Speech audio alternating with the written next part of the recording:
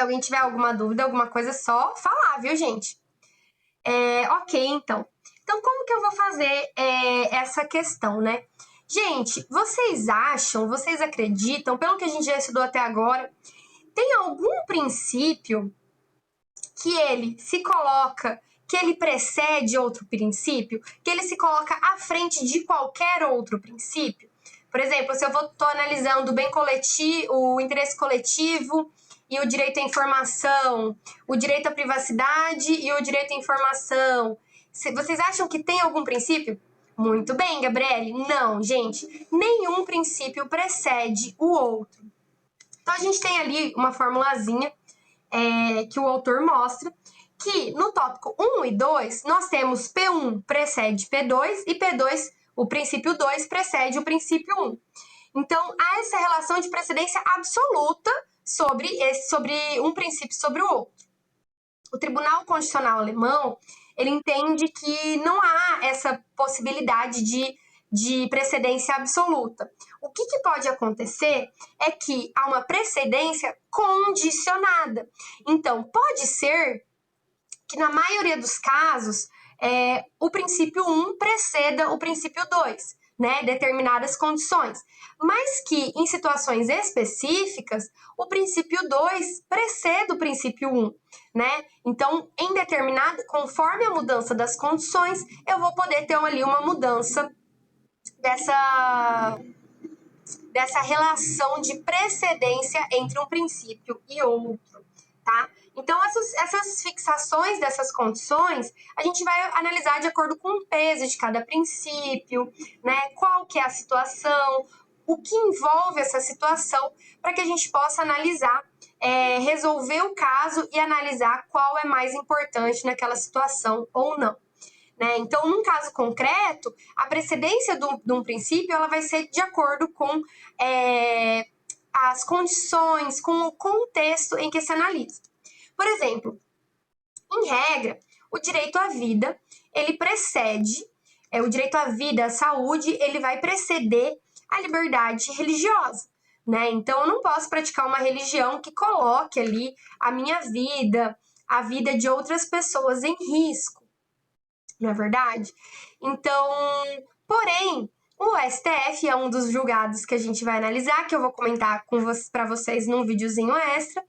Porém, o STF ele já decidiu, já é pacificado, que em situações de risco de vida, que aquela pessoa que é adepta à religião da Testemunha de Jeová, essa pessoa tem o direito de recusar receber uma transfusão de sangue de acordo com as suas crenças, né? Ela tem o direito de recusar esse acesso à saúde individual de acordo com as suas crenças. Então, nesse caso específico, o direito à liberdade religiosa, ele se coloca à frente daquele direito à saúde daquela pessoa. Primeiro porque é uma decisão individual, né? As pessoas, elas podem ter decisões sobre o próprio corpo. Por exemplo, se eu sou diagnosticada com um câncer, eu posso escolher não realizar o tratamento, né? Então, as pessoas, elas têm essa liberdade de optar ou não por tratamentos invasivos. E depois, por quê? Por que o médico não pode impor aquela decisão ao paciente? Né? E eu já conheci muito médico que fala assim, se chegar lá no meu plantão, eu vou fazer a transfusão sim, que absurdo, eu vou deixar o paciente morrer? Né? E daí eu falava, gente, olha, eu entendo, eu também não concordo, não sigo essa religião, não entendo o porquê, né, de você não poder, preferir ali correr um risco de vida do que aderir a um tratamento. Porém, a gente tem que respeitar as escolhas individuais das pessoas, né? Então, imaginem que essa pessoa vai acreditar ter uma vida indigna se você obrigar ela a realizar aquele tratamento, ainda que ela não tenha optado por aquele tratamento que tenha lhe sido imposto. Você está cometendo uma violação, né? Você está violando ali a dignidade daquela pessoa. Você está impondo ali as suas crenças para aquela pessoa. E isso não é certo. Então, nesse caso, casos como esse se justificam essa prevalência de um princípio sobre o outro. Pessoal, eu não sei se vocês viram, né, o Drive, mas eu sempre coloco as aulas antes ali do Drive. Então, a gente viu o finalzinho do resumo 4, aí eu coloquei o resumo 5. Eu coloquei alguns tópicos que devem ser observados na interpretação jurídica, tá? Vocês estão aí com o resuminho 5 aberto? Querem que eu espere ali uns 5 minutinhos para vocês pegarem esse resuminho número 5?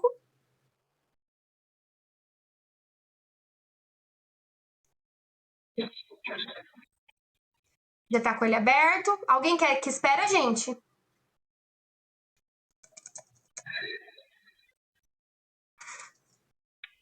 Deixa eu ver se eu mando aqui no grupo, peraí.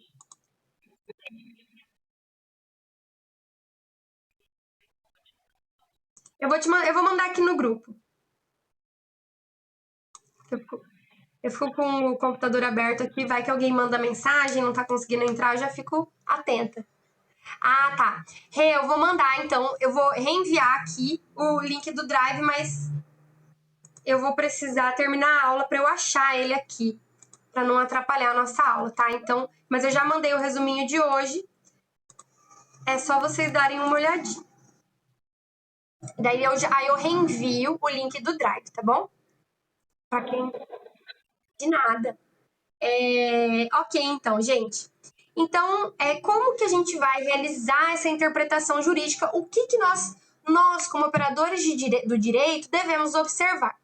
Primeira coisa, quem são os intérpretes quem são os intérpretes da lei?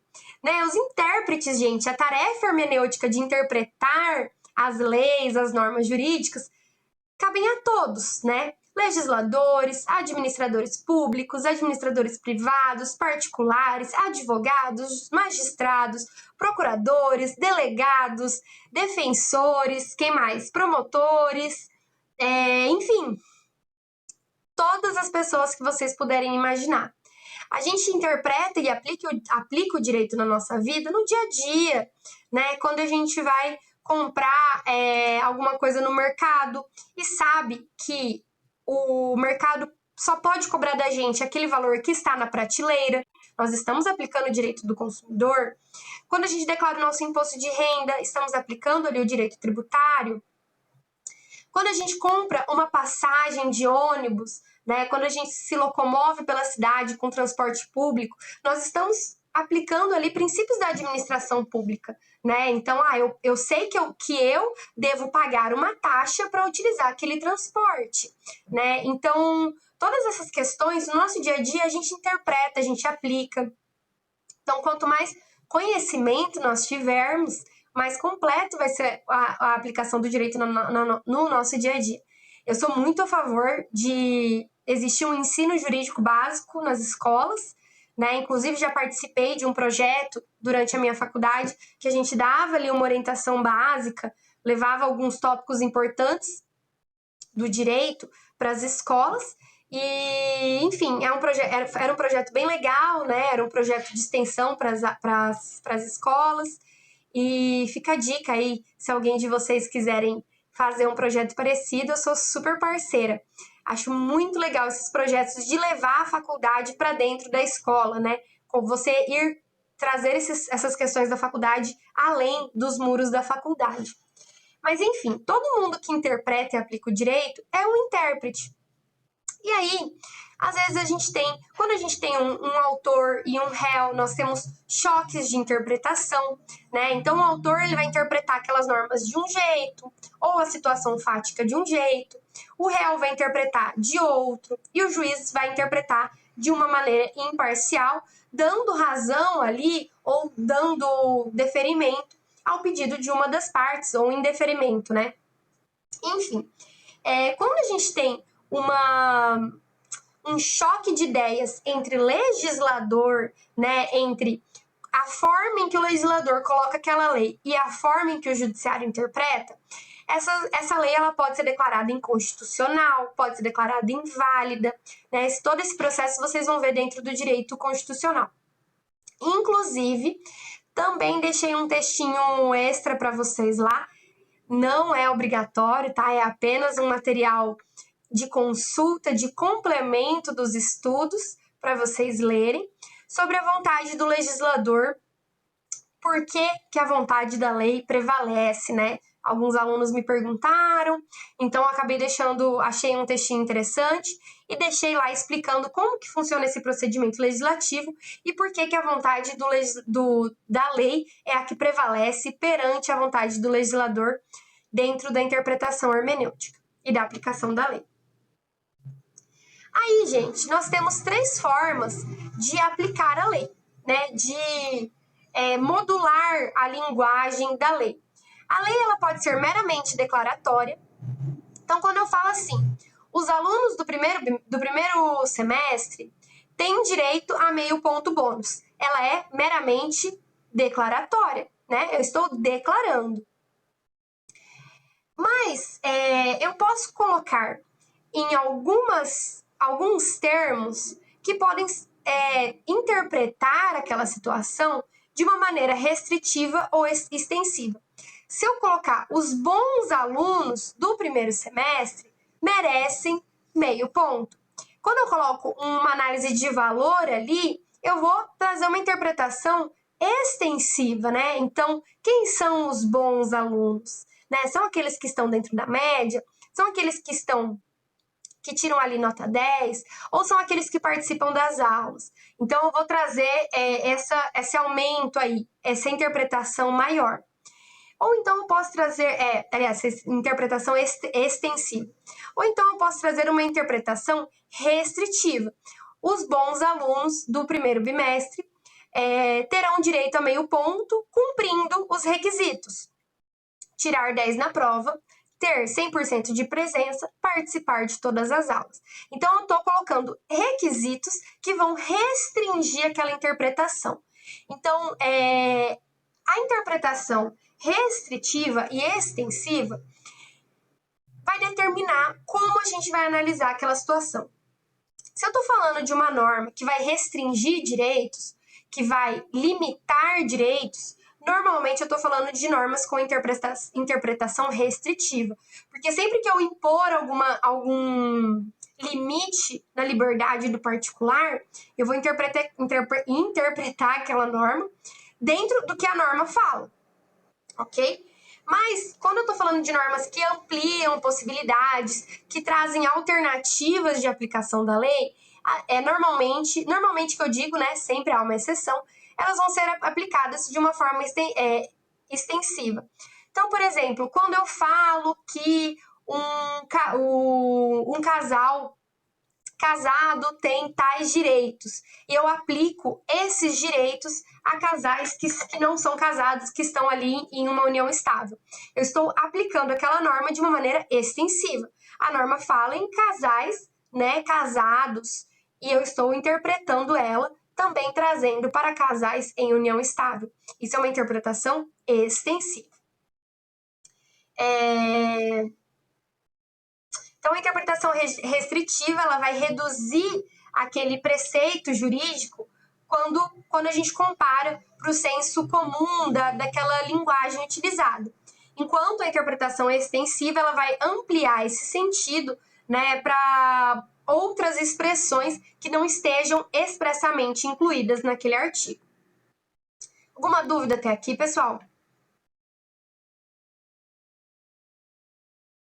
Não? Não, a gente tem uma aulinha semana que vem ainda. Tá? Aí vai ter mais um resuminho. Essa matéria da segunda prova não ficou tão extensa, mas é porque ela é bem profunda, né? Ela é bem complexa. Então, aprenda. Cola não, gente. Eu confio em vocês. Ok. Então, a interpretação de direitos e conceitos indeterminados. A gente viu na aula passada ou retrasada, não lembro, talvez a retrasada, essa questão das cláusulas abertas, né, dessas janelas abertas que a gente tem dentro dos nossos códigos, da nossa Constituição. Então, a gente pode denominar também com direitos e conceitos indeterminados. Então, quando eu falo que todos têm direito a uma vida digna, alguém consegue conceber com exatidão um conceito único para a vida digna? Não tem, né, gente? Então, por exemplo, o acesso à educação mesmo. Se há alguns meses atrás nós tínhamos na ponta da língua o que era um acesso à educação, é uma escola de qualidade. Hoje em dia esse conceito já se mostrou obsoleto, porque hoje em dia o acesso à educação também depende de um acesso a tecnologias, né? A um computador, a uma internet, a você saber manejar esses elementos tecnológicos, né? Então são direitos e conceitos abertos, indefinidos, que vão evoluindo, se modificando, né? A boa-fé. O que é boa-fé? A boa-fé vai ser analisada conforme o caso, conforme a intenção, conforme as precauções que aquelas partes tomaram. Então, são aqueles fundados em valores de experiência social, né? Os termos revelam-se ambíguos ou imprecisos, razão pela qual necessitam ser complementados pelo esforço do hermeneuta jurista. Então, cabe a nós, gente, complementar essas normas. Quando eu falo do acesso à educação e eu trago, então, como que eu vou determinar esse acesso à educação, cabe ao hermeneuta trazer ali, né, ao intérprete, ao operador do direito, trazer ali, então, elementos, tópicos que devem ser atentados para que você tenha, então, o cumprimento daquele acesso à educação. E o que é o acesso à educação? É apenas que essas pessoas concluam os ensinos, né, os anos, ou que elas tenham bom rendimento, né, que elas tenham ali uma promoção da sua dignidade através da educação. Quais são os elementos para esse acesso à educação? Então, tudo isso eu vou analisar, são conceitos indefinidos, né, que vão depender, então, de uma análise hermenêutica para que se chegue neles. Existem dois conceitos do que seriam, né? Existem duas vertentes de como deveriam ser interpretados esses conceitos indeterminados. A primeira vertente, que são completamente contrárias. A primeira vertente, ela traz que você exclui qualquer possibilidade de discricionariedade da administração pública, né? Existindo somente uma única interpretação, uma única solução através da prestação jurisdicional. Então, quando eu falasse que o acesso à educação, eu apenas teria uma resposta única. Então, vai ser desse jeito, delimitado previamente, né? Outros caminhos não são assumidos. O que é um pouco incorreto, né, gente? Se a própria lei não determina claramente qual é esse conceito, a própria lei não determina um caminho único. E daí, uma segunda concepção depende que várias decisões poderiam ser tomadas, né, que permite uma atuação livre, discricionária, desse controle sobre o que seriam esses conceitos. O que também não é muito correto, porque quando a gente fala de conceitos indeterminados, apesar de você ter uma certa discricionariedade, a gente tem também uma limitação da lei. Então, o correto seria uma terceira via, que seria um encontro dessas duas vertentes. Qual seria essa solução? A possibilidade de adoção de vários caminhos para que se atinja, né, aquele conceito indeterminado, porém que esses caminhos sejam limitados pela lei, pelos princípios, né, daquele ordenamento, daquele código. Então, e esses caminhos não sejam contraditórios entre si. Então, não posso aplicar dois caminhos, um levando a lugares diferentes, né? Então, para interpretar esses conceitos indeterminados, eu tenho que observar os limites legais, os princípios legais, né? Os princípios fundamentais, os direitos fundamentais e os caminhos que podem levar, né, a esse conceito indeterminado. Alguma dúvida, pessoal? Não? Tudo certo?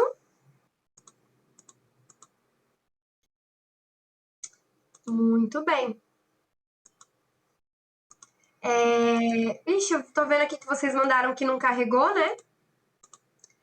Tá, eu vou ver por que não carregou os textinhos. Mas ok. Deixa eu mandar aqui já pra vocês, que eu tô com eles abertos aqui.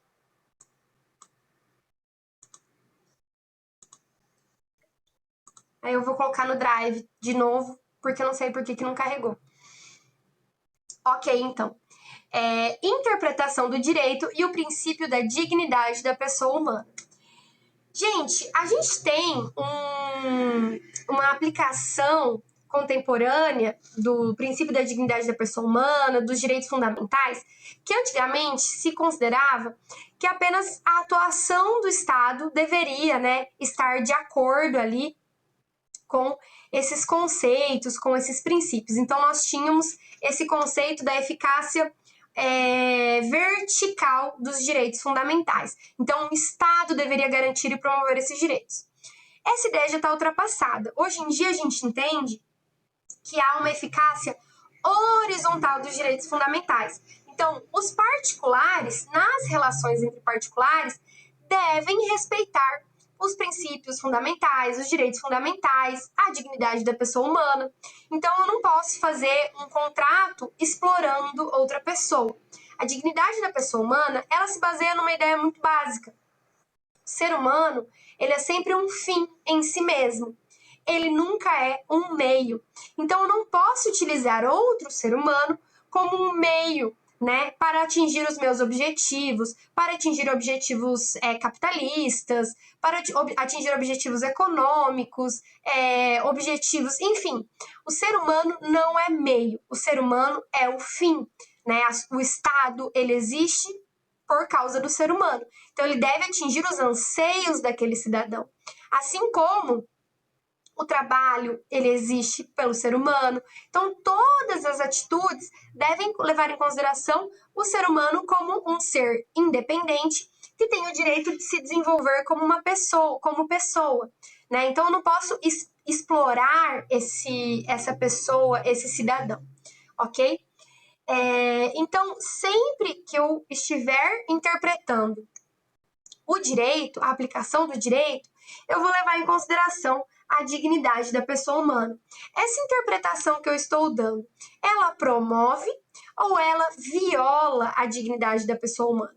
Existem normas, gente, que se a gente interpretar elas unicamente de maneira técnica, em que você não leva em consideração as pessoas envolvidas na aplicação dessa norma, a gente corre o risco de instrumentalizar os seres humanos, tratá-los como coisas, né, coisificá-los.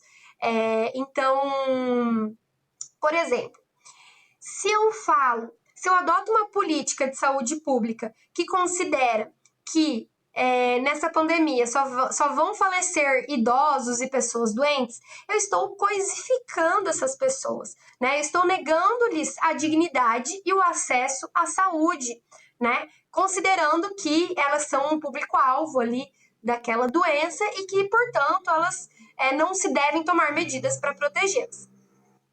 Então, em toda interpretação jurídica, gente, de normas, de textos, a gente tem que observar a dignidade da pessoa humana. Então, quando eu observo um contrato de trabalho, a gente tem hoje em dia, vocês vão ver com a professora Sheila, que a gente tem hoje em dia o conceito de trabalho análogo à escravidão. Por que análogo? Porque eu não preciso mais ter uma relação de trabalho em que essa pessoa esteja acorrentada para que ela seja considerada um trabalhador escravo. Por quê?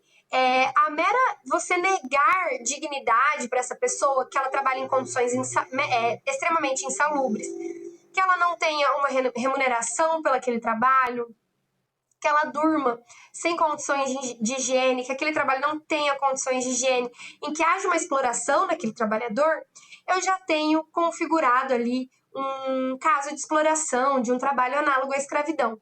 Porque eu estou coisificando aquele trabalhador, considerando ele como apenas uma máquina, né? Um meio para que eu atinja os meus fins econômicos.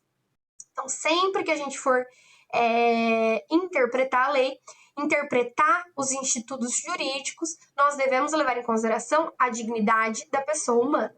tá?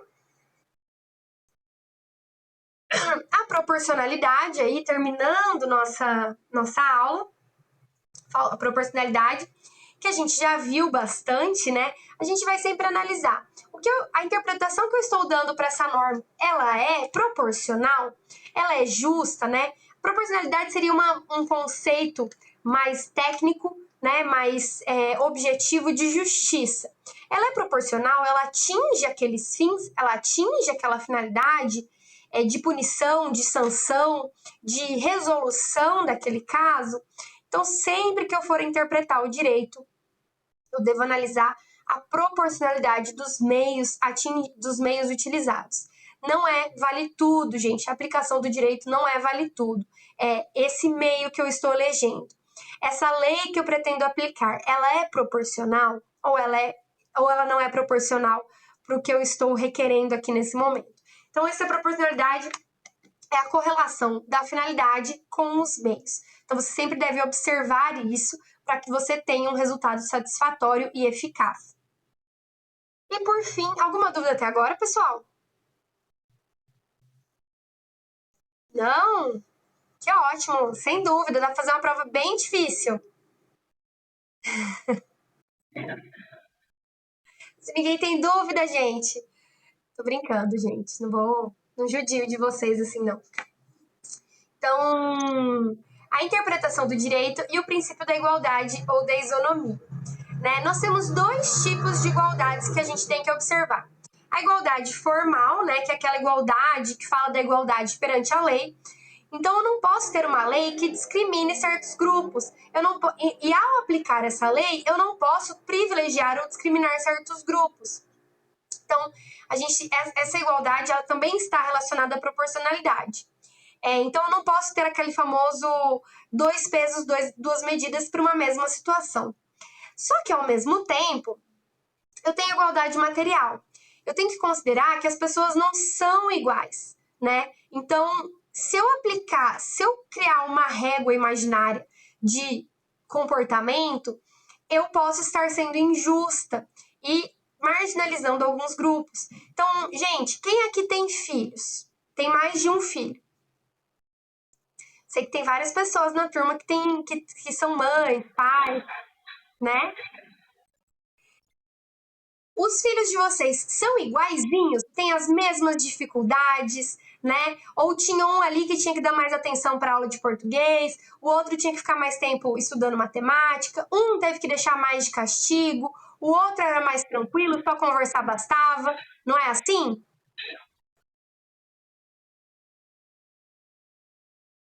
Então, se a gente aplica as mesmas punições, regras, né, comportamentos, exige os mesmos comportamentos, a gente vai ser injusto, não é verdade? Porque eu sei que um ali, se eu proibir ele de comer bolo, não vai ser uma punição eficaz, ele nem gosta de doce, entendeu? Enquanto o outro, se eu proibir ele de comer bolo, vai ser a morte. Nossa, pior castigo do mundo. Então, essa é a igualdade material. Você tem regras iguais, as pessoas são iguais perante as leis, elas devem respeitar aquelas leis, mas então, você também deve promover uma certa igualdade, um tratamento desigual na medida da sua desigualdade. E daí, como que a gente pode ver isso no nosso dia a dia? Determinação de acessibilidade, né? Por exemplo, lá na FATEC, a gente tem um elevador, rampas, sinalização, né? Nós temos por exemplo, o elevador. Quem não consegue, a pessoa com deficiência que não consegue subir pela escada, o elevador ele é muito útil, né? Então eu estou dando ali um tratamento desigual para que aquela pessoa tenha acesso ao segundo andar, como as demais pessoas que não têm deficiência ou que não têm uma deficiência que impeça ela de subir ali ao segundo andar. A determinação de cotas, né, para pessoas com deficiência também, ou para outros grupos sociais, considerando as dificuldades que essas pessoas enfrentam. Ou então, o próprio Código de Defesa do Consumidor, que considera que as empresas elas detêm todo o poder de negócio, toda a documentação, enquanto o consumidor ele apenas adere àquele serviço. Então, eu tenho uma desproporcionalidade. Então, eu trago ali, elevo os direitos daquele consumidor para que ele tenha um patamar, né, de igualdade com aquela empresa. O nosso Código Trabalhista também reconhece, né, que o trabalhador ele não tem um poder grande em face do empregador. Então, ele concede ali alguns direitos para tentar diminuir essa desigualdade. Então, isso a gente chama de igualdade material. É você tratar os desiguais na medida das suas desigualdades, nem mais, nem menos, tá? Apenas para que essas desigualdades se atenuem e essas pessoas possam, então, ser inseridas dentro daquela sociedade ali e gozar de uma igualdade material também, ok? Isso a gente também tem que observar, né? Então, pelo princípio da igualdade, né, eu estou tratando essas pessoas, por exemplo, eu tenho que respeitar a boa-fé. Todos nós temos que respeitar a boa-fé. Porém, a boa-fé que me é exigida, enquanto uma professora de direito, né, realizando ali os estudos doutorais, com conhecimento das leis, vai ser diferente de uma pessoa semi-analfabeta, que nunca realizou um negócio jurídico, né, mal tem ali nunca teve ali uma relação comercial. Então, a minha boa-fé vai ter exigências. Nós dois estamos ali sobre uma igualdade formal de respeito ao princípio da boa-fé, correto? Só que, quando eu analiso a minha boa-fé, como eu conheço as leis, se exige não, né, gente? Se exige muito mais da minha atuação do que da atuação de uma pessoa que não tem esses conhecimentos, que não sabe ler ou apenas não tem conhecimentos jurídicos, né? Apesar das duas pessoas terem esse dever de respeitar a boa-fé. Ficou mais claro nessa situação, gente? O que é igualdade formal, o que é igualdade material?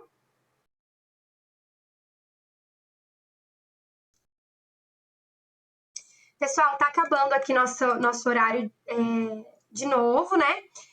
E acabou, então, a nossa matéria, aliás, de hoje, tá? A gente ainda tem aula semana que vem, que a gente vai encerrar o bimestre e o semestre, né? Eu gostaria de fazer, então vou parar aqui. Alguém tem alguma dúvida?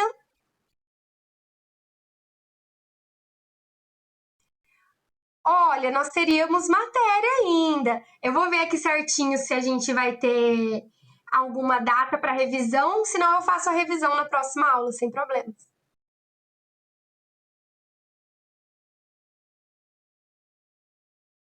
Sim, eu vou só me mandar um link aqui. Vou parar de gravar aqui, tá, gente?